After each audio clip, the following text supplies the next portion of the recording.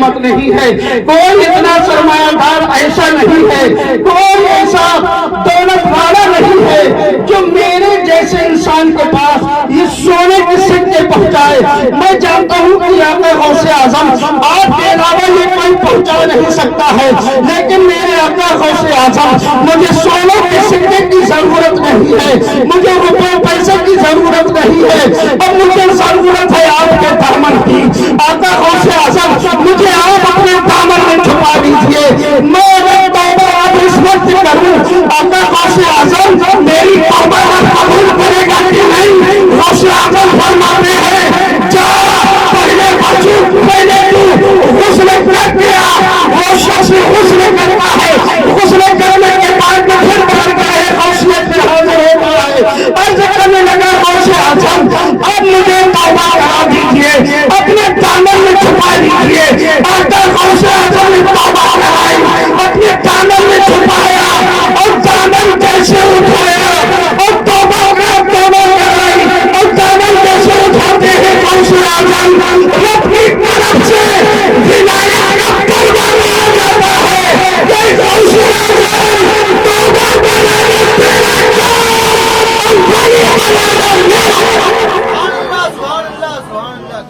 یہ ہے غوث اعظم رضی اللہ تعالیٰ عنہ کی شان۔ آقا غوث اعظم نے جسے چاہا اسے اپنا بنایا اور جسے چاہا گناہوں سے توبہ کرا کر کے بڑی بنا دیا۔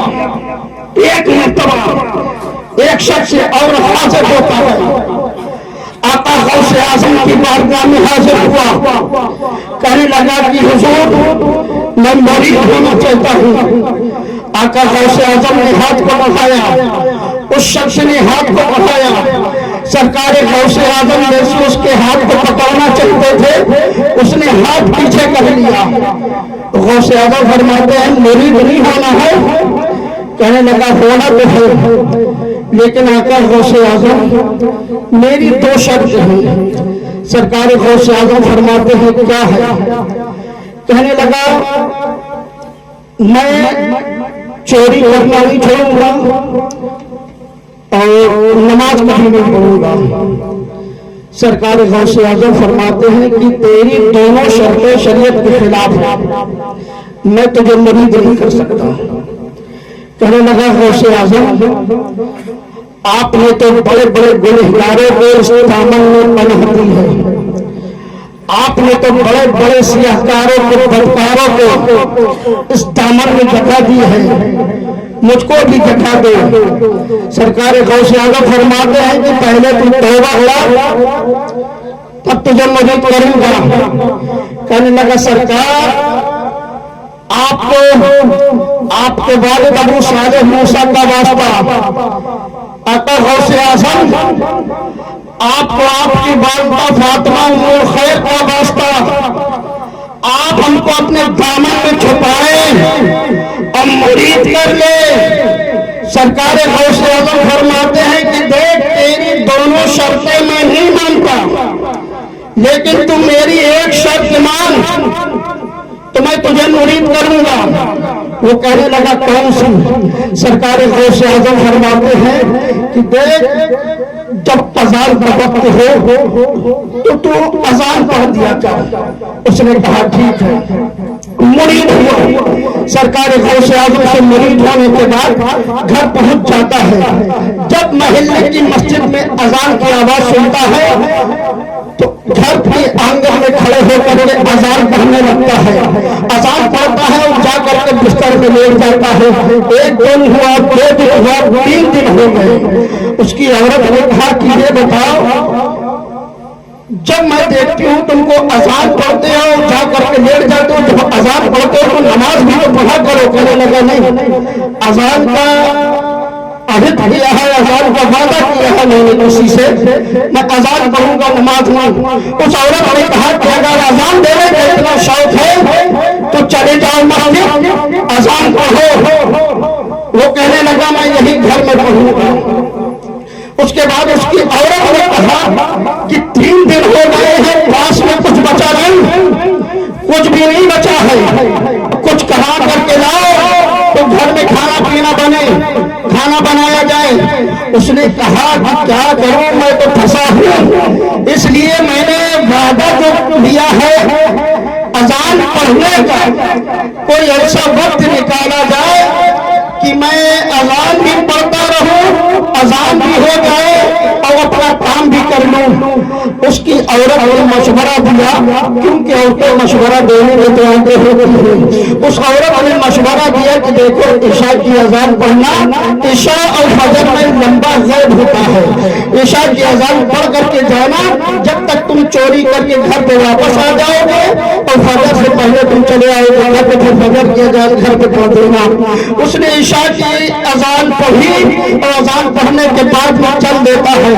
بغداد کے کنارے جب پہنچتا ہے تو دیکھتا ہے ایک حویلی، اس حویلی میں چلتا ہے، چلنے کے بعد آنگن میں جا کر کے اترنے کے بعد اس نے ایک روم دیکھا، اس روم کے اندر جب داخل ہوتا ہے تو وہاں پہ زیورات بھرے ہوئے تھے۔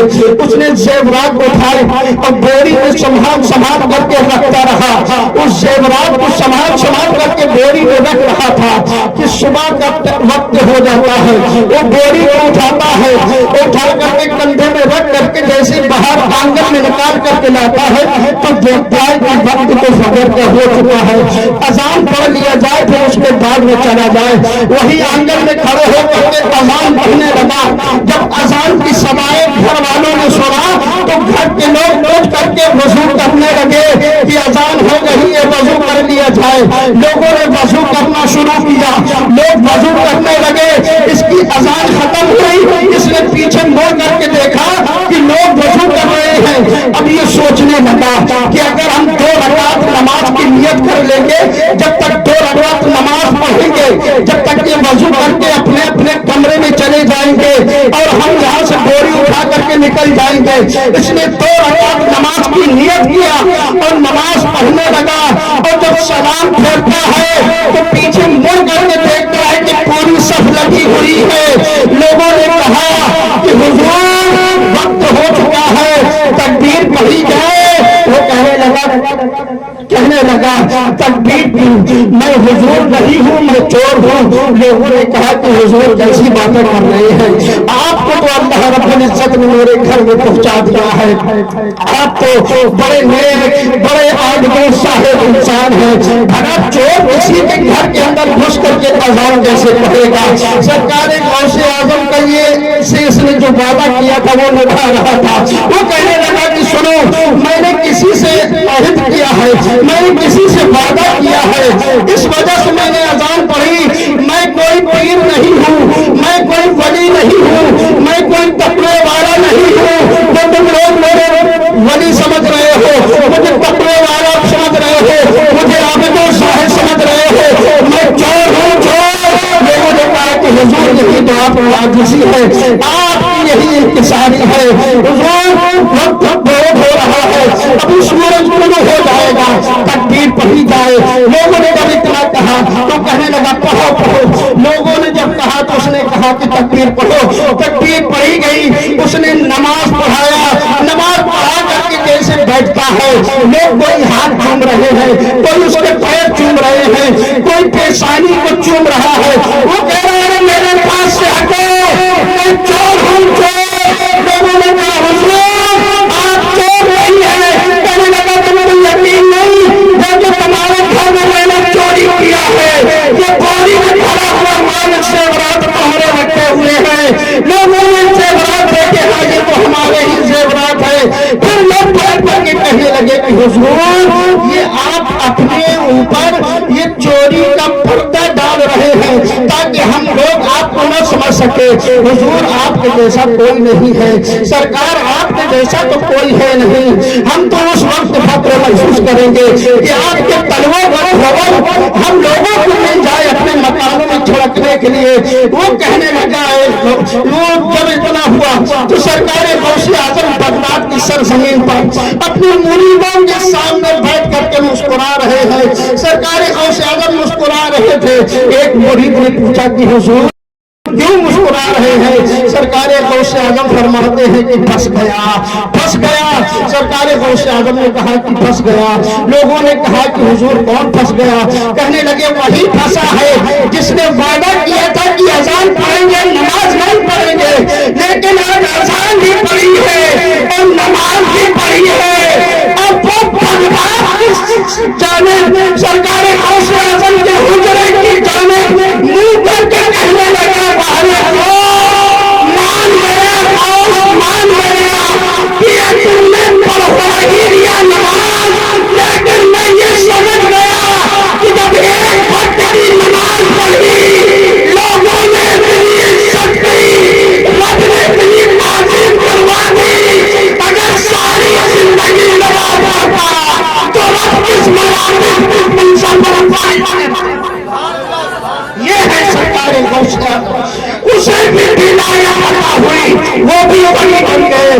آقا غوث اعظم نے بے پناہ چوروں کو ولایت عطا کیا، گناہوں سے توبہ کر کے لوگ ولی بنتے گئے۔ یہ سرکار غوث اعظم رضی اللہ تعالیٰ عنہ کی بارگاہ ہے کہ جہاں چور چوری ہو جاتا ہے ولی بن جاتا ہے، گناہگار جائے، سیاہکار جائے، بدکار جائے، اعمال صالحہ کرنے والا بن جائے۔ یہ آقا غوث اعظم رضی اللہ تعالیٰ عنہ کی بارگاہ ہے۔ اللہ رب العزت سے دعا ہے مولا جب تک زندگی رہے تو بزرگوں کے سائے میں جیتے رہے، جب موت آئے تو ایمان پر خاتمہ ہو، زبان پر کلمہ طیبہ لا الہ الا اللہ ہو۔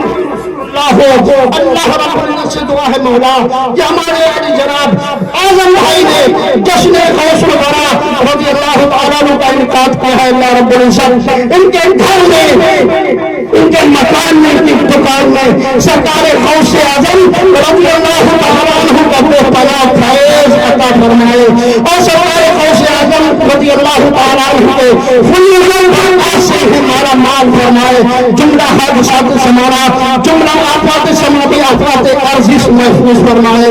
استغفر اللہ ربی من کل ذنب واتوب الیہ وما علیہ